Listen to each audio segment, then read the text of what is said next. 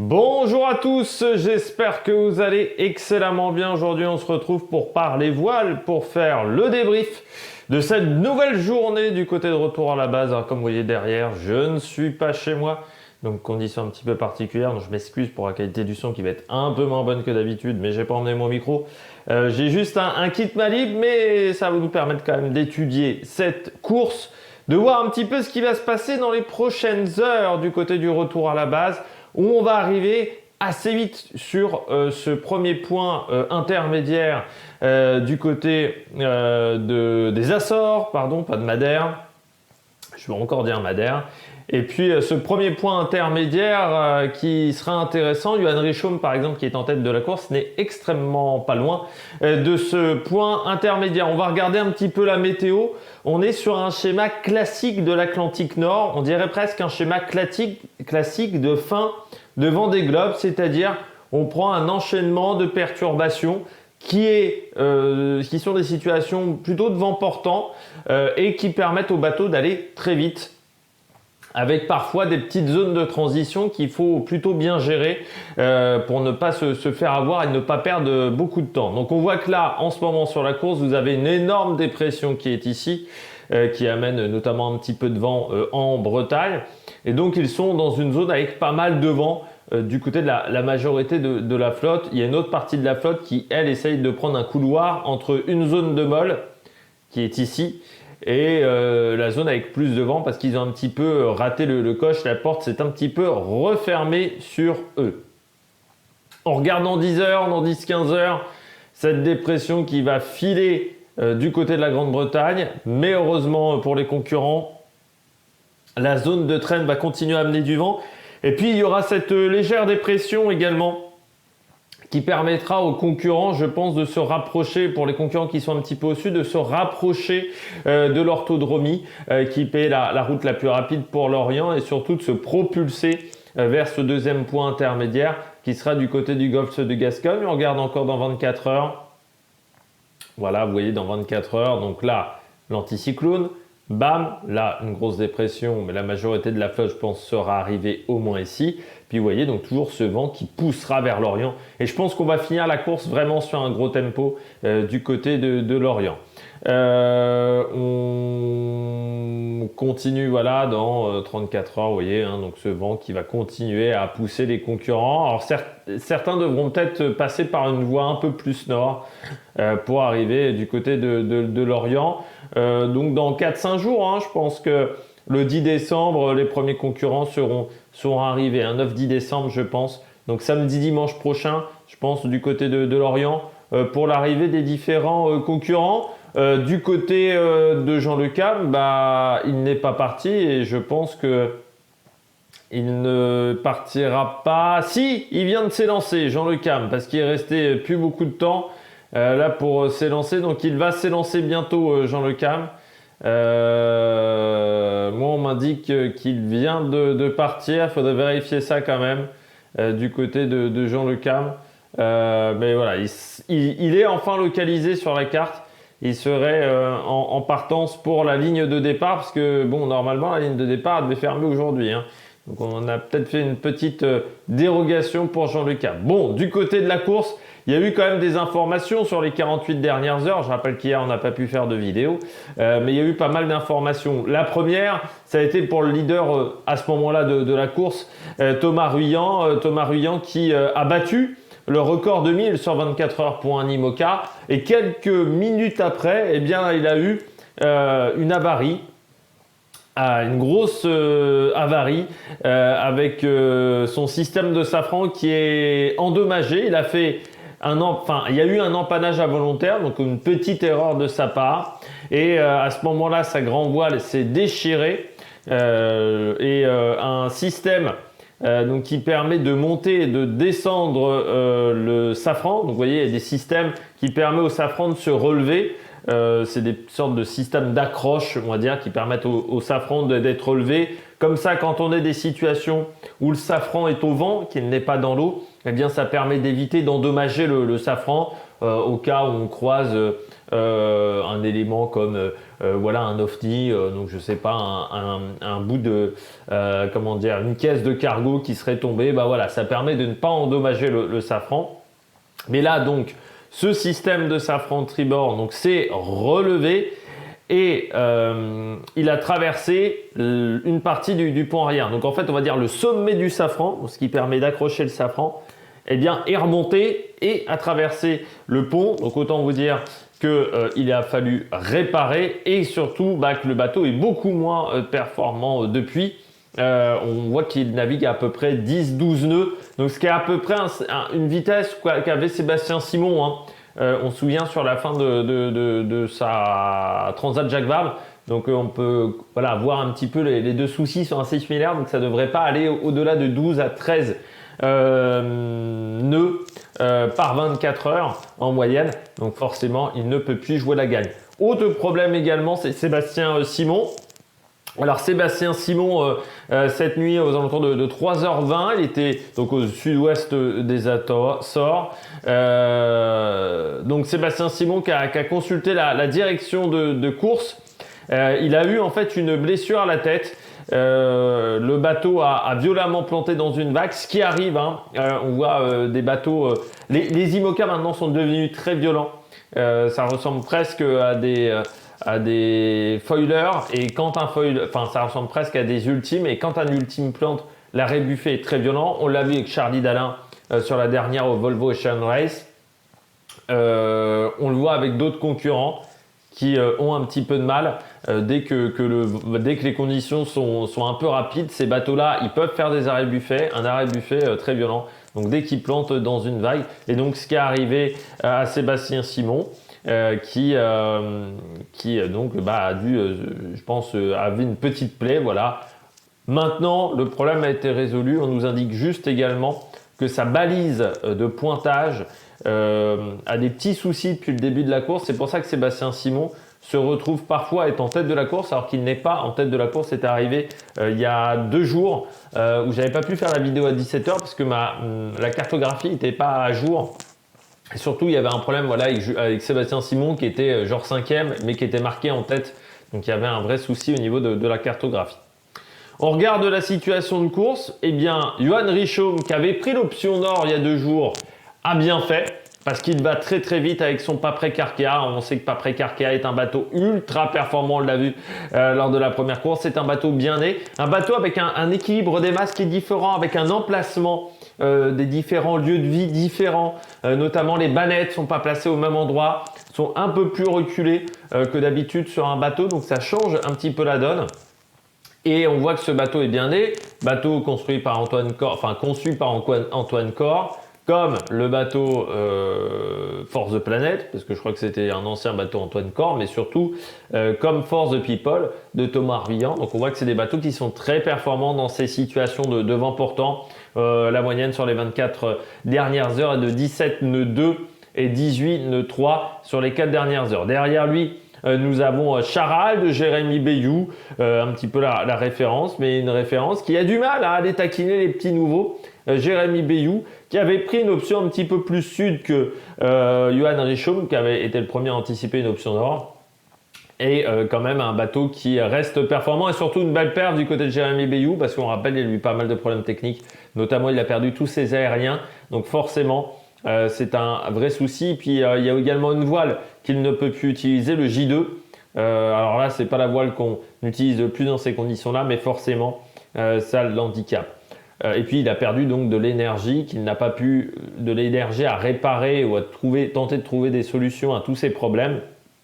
Forcément après derrière, c'est de l'énergie qui vous manque physiquement parce que vous devez toujours vous reposer. Derrière, on a 2 bateaux qui sont extrêmement proches.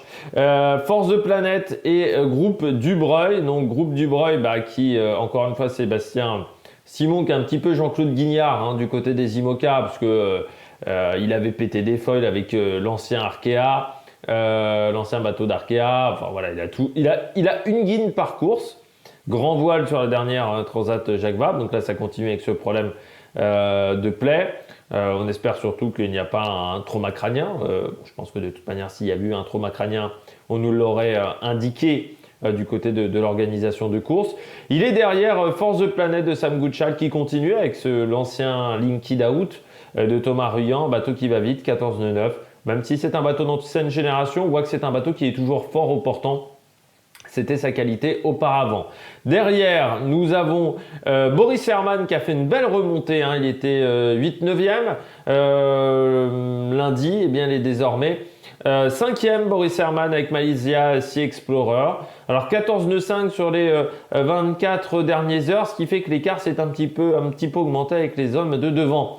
À côté de lui, on retrouve Holcim PRB qui a perdu un petit peu des places au fur et à mesure de la course. Hein. Il était vraiment dans le bon paquet de tête dans les 2-3 premiers. Puis là, bon, il a un petit peu régressé. Peut-être quelques petites erreurs du côté de Nicolas Luven. 19 nœuds 2 hein, sur les 4 dernières heures. Donc on voit que le bateau est performant parce qu'il va beaucoup plus vite que Boris Herrmann, ce qui va peut-être lui permettre de remonter au classement et de re-rentrer dans le top 5. Mais du côté voilà, de Nicolas Luven, on ne maîtrise pas encore peut-être complètement ce bateau. C'était pas vraiment prévu, encore une fois, qu'il fasse le Vendée Globe. Donc il y a peut-être encore des notions à acquérir, de l'expérience à acquérir sur ce bateau. Initiative Cœur, lui, est juste derrière en 7e position. C'est bien du côté d'Initiative Cœur qui se tire la bourre avec Apécile depuis le début de course. Le problème du côté d'Initiative Cœur, c'est qu'aujourd'hui, cet atelier réparation, elle a perdu en fait une partie de l'avant de son bateau. Notamment le balcon. Le balcon a été détruit. Le balcon, vraiment, c'est ce qui permet de se tenir même à l'avant quand on change des voiles de devant. Donc c'est vraiment une pièce importante. Eh bien, le balcon n'est plus sécurisé et une partie de ce balcon a été détruite. Notamment, elle a perdu une poulie, donc qui peut être importante au niveau des tensions de voile sur les très grosses voiles. Donc voilà, c'est une voile, c'est un problème quand même important. Elle a eu d'autres petits soucis. C'était la guerre dans le cockpit. On voyait des bouts à gauche, à droite. Elle a aussi un problème qu'elle devait réparer. Encore une fois, un problème de foil. Ils avaient déjà eu un problème de foil sur la Transat Jacques Vabre, donc il y a quelques temps. Vous avez un foil qui ne descendait pas complètement et il semblerait que le problème soit récurrent parce que le problème serait revenu d'un foil qui n'arrive pas en fait à toucher l'eau parce qu'il n'arrive pas à descendre suffisamment. Donc il faut travailler sur le puits de foil. Donc voilà, corriger des choses au niveau des puits de foil et au niveau des bouts pour arriver à ce que ce foil descende et tape par terre parce que sinon ça devient un bateau à dérive et c'est même moins performant qu'un bateau à dérive. Donc il faut trouver la solution. À côté, donc groupe Apécile avec Damien Seguin qui était parti prudemment, qui s'est fait une entorse de l'index, mais ça n'a pas l'air de trop le gêner parce qu'il est plutôt intéressant sur ses moyennes. 14 nœuds 4, ça fait partie des bons clients depuis le début de course. On a également quelqu'un qui a fait une belle remontée, mais on sait que c'est un bateau qui est très bon au portant. C'est vraiment sa qualité, c'est Bureau Vallée. C'est pas le bateau le plus polyvalent, le bateau de Louis Burton, mais c'est un bateau qui est diablement efficace dans des situations de vent et de vent portant. On rappelle, c'est l'ancien Occitane en Provence d'Armel Trifon. C'est un bateau qui a une envergure énorme et qui est donc ultra performant dans ces conditions-là. Et ça se voit, 20 nœuds 5 sur les 4 dernières heures, 15 nœuds 5 sur les 24 dernières heures, et 20 nœuds 5 sur les 4 dernières heures. Donc c'est beaucoup plus rapide que ses petits collègues. 371 000 nautiques de parcouru en 24 heures contre 317, donc 60 000 nautiques d'écart par rapport à Initiative Cœur. C'est une belle remontée pour Louis Burton qui est à 250 000 de retard de Johan Richomme. Je crois qu'il est même plus rapide que Johan Richomme. Non, il est un peu moins rapide que Johan Richomme, mais c'est quand même un bateau qui va plus vite qu'un Sam Goodchild, plus vite quasiment qu'un Sébastien Simon, donc ça pulse. Derrière, on retrouve For People, donc avec Thomas Ruyant, on voit un 12 nœuds et je pense qu'il est obligé de tirer sur la machine pour atteindre ces vitesses-là, donc il perd des positions au fur et à mesure. Avec à côté de lui Romain Attanasio qui pourrait rentrer dans le top 10 et c'est une belle perf pour Romain Attanasio avec Fortinet Bus Western. Le bateau marche bien et il arrive à s'en servir puisqu'il avait fait une transat en double correct, mais sans plus. Romain Attanasio, il est capable de faire mieux. Donc là, il fait vraiment des belles choses. On voit qu'au nord, on a pris une stratégie nord pour Louis Burton, mais également pour Emma CSF avec Isabelle Goeschke et Clarisse Kremer. Clarisse Kremer n'est que 14e.